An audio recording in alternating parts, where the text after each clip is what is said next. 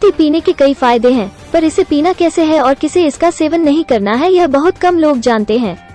Green tea से जुड़ी ऐसी ही तमाम जानकारियाँ जानिए। कुछ लोग दूध की चाय पीने के शौकीन होते हैं, तो कुछ सेहत को ध्यान में रखते हुए ग्रीन टी पीना पसंद करते हैं। ग्रीन टी अनप्रोसेस्ड होती है, इसलिए सेहत के लिए फायदेमंद भी है। ये वजन घटाने में मदद करती है, शरीर में जमे फैट वसा को कम करती है और मेटाबॉलिज्म चयापचय को बढ़ाने के लिए भी फायदेमंद है। पर अगर इसके फायदे हैं तो कहीं न कहीं नुकसान भी हैं, जो आपकी सेहत और चाय पीने के तरीके पर भी निर्भर करता है। ऐसे में इसके बारे में जानकारी होना भी जरूरी है। अगर आप किशोरावस्था में हैं और त्वचा संबंधी समस्याओं से जूझ रहे हैं या फिर व्यस्त जीवन और प्रदूषण की वजह से त्वचा संबंधी समस्याओं से परेशान हैं, तो ग्रीन टी पिएं। इसमें कैलेंडुला और गुलाब की पंखुड़ियां मिलाकर पीने से शरीर में कोलेजन सिंथेसिस की मात्रा बढ़ती है। इससे एडिमा, काले धब्बे और त्वचा की रंगत से जुड़ी समस्याएं कम हो सकती हैं, जिससे त्वचा को कुदरती चमक और निखार मिलता है। साथ ही त्वचा अधिक सेहतमंद नजर आती है। आज के समय ज्यादातर लोगों को मानसिक तनाव के कारण बार बार होने वाले सिरदर्द, माइग्रेन, थकान और नींद में अनियमितता की शिकायत रहती है। ग्रीन टी इस तनाव को दूर करने में मददगार है। 1 कप ग्रीन टी में कैमोमाइल, वेलेरियन रूट और लवेंडर जैसे सुपरफूड मिलाकर पिएं।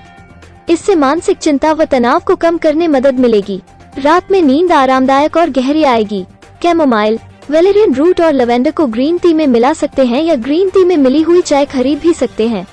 बच्चों से लेकर बुजुर्गों तक सभी आयु वर्ग के लोगों के लिए उनकी अंदरूनी ताकत ही अच्छी सेहत का सबसे बड़ा पैमाना है, जिसका सीधा संबंध मजबूत रोग प्रतिरोधक क्षमता से है। ग्रीन टी में आंवला, तुलसी, हल्दी, गिलोय और स्पिरुलिना जैसी आयुर्वेदिक जड़ी बूटियों को मिलाकर उसका सेवन करना बेहद फायदेमंद है। ग्रीन टी में दूध और शक्कर मिलाकर पी सकते हैं, पर दूध में मौजूद प्रोटीन ग्रीन टी के लाभकारी पौधों के यौगिकों फ्लेवोनॉइड्स के साथ जुड़ जाता है, जिससे शरीर के लिए फ्लेवोनॉइड को अवशोषित करना कठिन हो जाता है। यह वजन घटाने के लिए शरीर की क्षमता में बाधा डालता है। हालांकि ग्रीन टी में दूध और शक्कर मिलाकर पी सकते हैं, बशर्ते लैक्टोज असहिष्णु न हो तो। ग्रीन टी कब नहीं पीना है? गर्भवती और स्तनपान कराने वाली महिलाओं को ग्रीन टी नहीं पीनी चाहिए।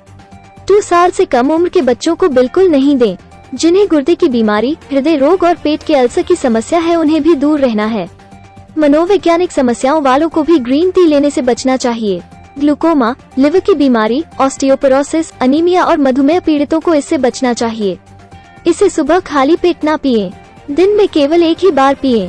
यदि आपको ग्रीन टी से एलर्जी है, तो आपको चाय पीते ही मुंह में झुनझुनी या खुजली की अनुभूति होगी। होंठ, गले, जीभ या चेहरे पर सूजन हो सकती है। अगर ग्रीन टी पीने के बाद पेट खराब होता है, तो हो सकता है कि आप इसे खाली पेट पी रहे हों। 2-3 कप से अधिक ग्रीन टी पीने से डिहाइड्रेशन हो सकता है। ज्यादा ग्रीन टी पीने से अधिक पेशाब जाना पड़ सकता है, जिससे पानी की कमी हो सकती है। त्वचा में खुजली, गले में सूखापन या उल्टी महसूस हो सकती है। ऑनलाइन और वीडियो गेम एक नशे की तरह है, जिसके ना मिलने पर व्यक्ति छटपटाता है और नियंत्रण खो बैठता है। जीतने का जुनून और ऑनलाइन खेल का उम्दा खिलाड़ी बनने की चाह बच्चों को असल दुनिया से दूर कर रही है, और इसका सीधा असर पड़ रहा है मस्तिष्क और जीवन पर। इस खतरनाक मैदान को समझिए, क्योंकि पिछले महीनों में बड़े भी इसकी लत में उलझे हैं। कोरोना काल में जब लोग एक दूसरे से दूर थे, अकेले थे, तब वीडियो और ऑनलाइन गेम्स ने परिवारों और दोस्तों का टाइम पास भी किया और उनको आपस में जोड़े भी रखा। बच्चे ऑनलाइन क्लास भी करते और गेमिंग भी। अब हालात ये है कि क्या बच्चे सब मोबाइल गेम्स में आकर डूबने लगे हैं। बड़े तो फिर भी लूडो जैसे खेल खेलते हैं, जो उनकी सेहत और समय नष्ट कर रहे, लेकिन बच्चे गेमिंग की ऐसी अंधी दौड़ में शामिल हो जाते हैं, जो कई बार उनके लिए जान का खतरा भी बन जाती है। मोबाइल के स्मार्ट होने के साथ साथ वीडियो गेमिंग भी अपना दायरा बढ़ा रही है।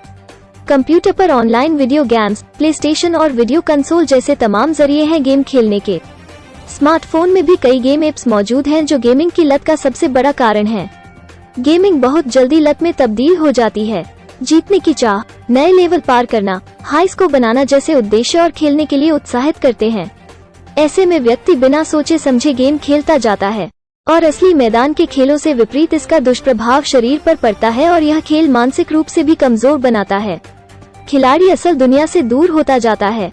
ऐसे में इस लत को तभी दूर किया जा सकता है जब व्यक्ति खुद इससे दूर होना चाहे। जानिए लत और शौक में क्या फर्क है। दिन भर बैठकर गेम खेलना, कोई काम ना करना या काम के बीच से जबरन समय निकालकर गेम खेलना, आसपास क्या हो रहा है और कौन क्या बोल रहा है इस पर ध्यान ना रहना, गाड़ी में टीवी देखते वक्त, बाजार में समय मिले तो मोबाइल पर वीडियो गेम खेलते रहना, ना खेल पाने पर चिड़चिड़ाना, बच्चों में गुस्से से बिफरने की आदत देखी गई है। देर रात तक जागना, हारने पर परेशान होना, गुस्सा करना और जब तक जीत हासिल ना हो तब तक खेलते रहना जैसे व्यवहार लत की ओर इशारा करते हैं। अगर 1 या 2 गेम खेलकर अपने काम पर ध्यान केंद्रित करते हैं तो यह शौक है। कुछ वीडियो गेम्स फ्री होते हैं और कुछ में प्रीमियम फीचर होते हैं जिसमें रकम चुकाने के बाद ही आगे खेल सकते हैं। बेहतर खेलने के लिए और ऑनलाइन जुड़े गेमर्स को हराने के लिए स्टेज, हथियार, ताकत और हीरो को अनलॉक करने के लिए रकम चुकता करनी पड़ती है। कई बार बच्चे और युवा इस जीत को हासिल करने के लिए अभिभावकों से छुपकर उनका पैसा खेल में लगा देते हैं। कई गेम्स जीतने पर रिवॉर्ड भी मिलते हैं जो दरअसल गेमिंग के लिए उकसाने का ही एक तरीका है। हार मिलने पर बच्चे व युवा तब तक पैसा लगाते जाते हैं जब तक उन्हें जीत नहीं मिलती। इससे अभिभावकों से छल करने, पैसे बर्बाद करने, झूठ बोलने और उधार लेने जैसी आदतें बढ़ती जाती हैं। इसका सीधा असर मस्तिष्क पर पड़ता है। गेम खेलने की लत ने बच्चों को तो नुकसान पहुंचाया ही है, जिसकी भयानक नतीजों वाली खबरें आए दिन सुनने को मिलती रही हैं। वहीं बड़े भी इसमें उलझकर अपने समय और सेहत दोनों को नुकसान पहुंचा रहे हैं। लगातार गेम खेलने के कारण आंखों में दर्द, चेहरे पर थकावट, सिर में दर्द, नींद की समस्या, कलाई और उंगलियों में दर्द होने लगता है। इसके अलावा स्वभाव में चिड़चिड़ापन, भूलने की बीमारी, ध्यान केंद्रित न कर पाना, निराश रहना, तनाव होना और किसी कार्य में मन नहीं लगना जैसी समस्याएं होने लगती हैं। कुछ मामलों में लोग टीवी में दिखाई गई काल्पनिक चीजों को सच मानने लगते हैं। लंबे समय तक गेम्स खेलने के कारण मोटापा, ब्लड प्रेशर और डायबिटीज की समस्याएं भी बढ़ सकती हैं। जिनको मिर्गी या किसी अन्य तरह के दौरे आते हैं या फोटो सेंसिटिविटी डिसऑर्डर है, उन्हें गेम्स उकसाने का काम करते हैं। अगर लत नहीं छूटी तो ऐसे लोगों की जिंदगी काफी चिंताजनक हो सकती है। जानिए इसकी जड़ कहाँ है। आमतौर पर जब माता पिता बच्चों का समर्थन या उन पर विश्वास नहीं करते तो बच्चे विचारों या ऊर्जा की अभिव्यक्ति और उपयोग करने का मार्ग तलाशते हैं जहाँ उन्हें जिंदगी ज्यादा अच्छी लगती है। कई बार अभिभावक छोटे बच्चों को इसलिए गेम में व्यस्त रखते हैं ताकि वे उन्हें आसानी से भोजन खिला सके और फिर वही सहूलियत उनकी लत बन जाती है। वहीं गेमिंग की लत के शिकार ज्यादातर युवा पढ़ाई के चलते घर से दूर रहते हैं और अकेलापन दूर करने या दोस्तों से होड़ लेने के लिए गेम का सहारा लेने लगते हैं। हाल ही में बड़ों को भी इसकी लत लगी है। वे घरबंदी के दौरान समय बिताने के लिए इससे जुड़े थे, लेकिन अब आदी हो चुके हैं। लत है और यह नुकसानदेह है, इस बात का एहसास ही लत से मुक्ति दिलाने का पहला कदम होता है। बड़ों के लिए यह समझना मुश्किल नहीं होगा। हालांकि लत से मुक्ति के लिए लगातार नियमित प्रयास जरूरी होंगे। वहीं बच्चों में गेम की आदत छुड़ाने के लिए जरूरी होगा कि माता पिता बच्चों के साथ समय ज्यादा बिताएं, उनके साथ खेलें, उनकी बातों को समझेंगे तो धीरे धीरे बच्चों में गेम खेलने की आदत छूट सकती है। माता पिता खुद भी मोबाइल फोन पर ज्यादा समय ना बिताएं। कई मामलों में बच्चे अभिभावकों से गेम खेलना सीखते हैं।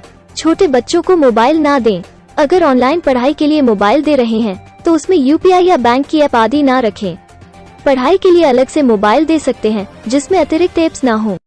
बच्चों को आपके यूपीआई, बैंक ऐप के अनलॉक पिन और ट्रांजैक्शन पिन से भी अनजान रखें। बच्चों से कभी भी ऑनलाइन ट्रांजैक्शन नहीं कराएं क्योंकि कुछ पल के लिए यह अभिभावकों के लिए गर्व की बात हो सकती है, लेकिन आगे चलकर यह परेशानी का सबब बन सकती है। गेमिंग गैजेट्स और इलेक्ट्रॉनिक उपकरण सोने वाले कमरे में रखने के बजाय किसी अन्य कमरे में रखें। समय बिताने के लिए जब गेम खेलने की इच्छा हो तो मोबाइल छोड़कर टहलें, व्यायाम करें। नए शौक भी अपना सकते हैं। पेंटिंग इस लत को छुड़ाने का सबसे अच्छा जरिया है क्योंकि इसमें किसी स्क्रीन की आवश्यकता नहीं होती। घर में ऐसा माहौल बनाने का प्रयास करें कि बच्चों से लेकर बड़े तक अकेलापन महसूस ना करें। बच्चों को घर के छोटे मोटे काम करने के लिए दें। यदि लत पर काबू पाना मुश्किल लग रहा है तो इसे थेरेपी के जरिए दूर किया जा सकता है। कई लोगों की आदत होती है जरूरत से ज्यादा सोचने की, फिर चाहे बात छोटी ही क्यों न हो। जैसे पति घर लेट आए तो सोचना कि कहाँ गए होंगे, देर क्यों हो गई, कहीं कुछ गलत न हो गया हो वगैरह। ऐसे ही बच्चे कहना न माने तो परेशान होकर कारण ढूंढना, किसी के द्वारा तारीफ पाने पर उसके पीछे उसका स्वार्थ जानने का प्रयास करना या तारीफ को ताने की तरह लेना आदि। इन सभी बातों के बारे में लगातार सोचना नकारात्मकता और तनाव का कारण बनता है। इस वजह से व्यक्ति का मानसिक स्वास्थ्य प्रभावित होता है। अधिक सोचने यानी कि ओवरथिंकिंग के कई कारण होते हैं, जानिए उनको और इनसे कैसे बचा जा सकता है यह भी समझिए। किसी बात को पकड़े रहना या उस बारे में ज्यादा सोचने की आदत अधिकांश लोगों में लंबे समय में लगती है। खास तौर पर बचपन में यह आदत लगती है। उदाहरण के लिए, यदि किसी बच्चे के द्वारा खिलौना टूट जाने पर उसे लगता है कि माता पिता अब उसे डांटेंगे या कभी खिलौने नहीं दिलाएंगे।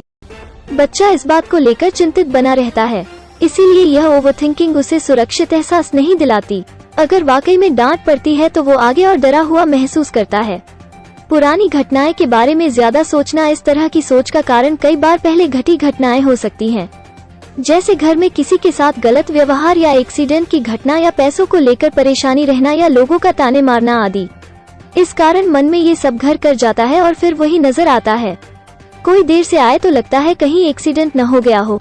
बेबी प्लान करने के बारे में सोचने पर लगता है अच्छी परवरिश कैसे होगी। कोई प्रशंसा भी करे तो लगता है कहीं ताने तो नहीं मार रहे। पिछले समय में जो हुआ वो साथ चला आता है। अगले दिन की चिंताएं सताना, महिलाओं में ये समस्या अधिक देखी जाती है कि वो अगले दिन को लेकर अधिक सोचती हैं। सुबह नाश्ते में क्या बनाएं, खाना क्या बनेगा, टिफिन में क्या रखना है, सब्जी नहीं है, बच्चे ये नहीं खाते आदि। इससे वे लगातार सोचती रहती हैं और परेशान होती हैं।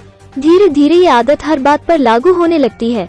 लगातार विचार करना दिनचर्या को भी प्रभावित करता है और मानसिक स्वास्थ्य को भी। कुछ अन्य कारणों पर भी गौर करें।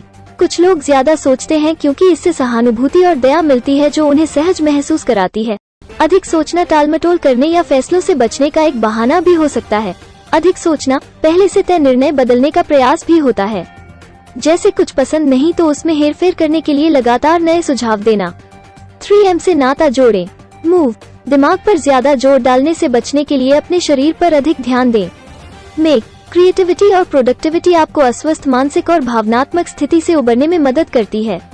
मीट, मानव यानी सामाजिक प्राणी होने के नाते लोगों से मिलना और जुड़ना हमेशा सकारात्मकता लेकर आता है और यह अत्यधिक चिंतन व सोच विचार से दूर रखने में मदद करता है।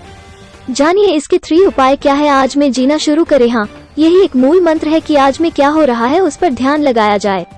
इसलिए कल के बारे में सोचकर परेशान रहने की बजाय आज को खुलकर जीना सीखें। इसके लिए थोड़े से प्रयास आपको ही करने होंगे। टिफिन को लेकर, खाने को लेकर परेशान होती हैं, तो हफ्ते भर की योजना बनाकर रखें।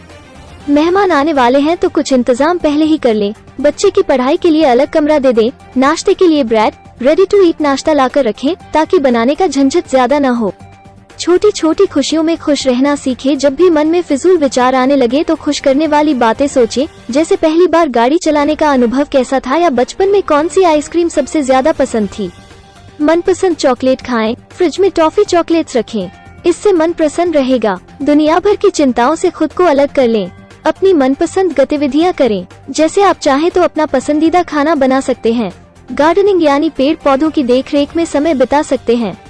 ऐसा नहीं है कि आपको पूरे दिन यही करना है, सिर्फ 30 मिनट देकर भी आप खुद को ओवरथिंकिंग से बचा सकते हैं। इसके अलावा ध्यान का अभ्यास करें। आरामदायक जगह पर बैठ जाएं और एक हाथ के ऊपर दूसरा हाथ रखकर इन्हें पेट पर रखें। नाक से लंबी सांस लें और मुंह से छोड़ें। छाती और पेट से सांस आने जाने के क्रम को महसूस करें। अगर लगता है कि हर संभव कोशिश कर ली है और बाहरी मदद लेने के लिए तैयार हैं, तो अपने किसी मित्र से बात करके शुरुआत कर सकते हैं। इसके बाद आप किसी पेशेवर थेरेपिस्ट से मदद ले सकते हैं जो आपको ओवरथिंकिंग से बचने के रास्ते बता सकते हैं।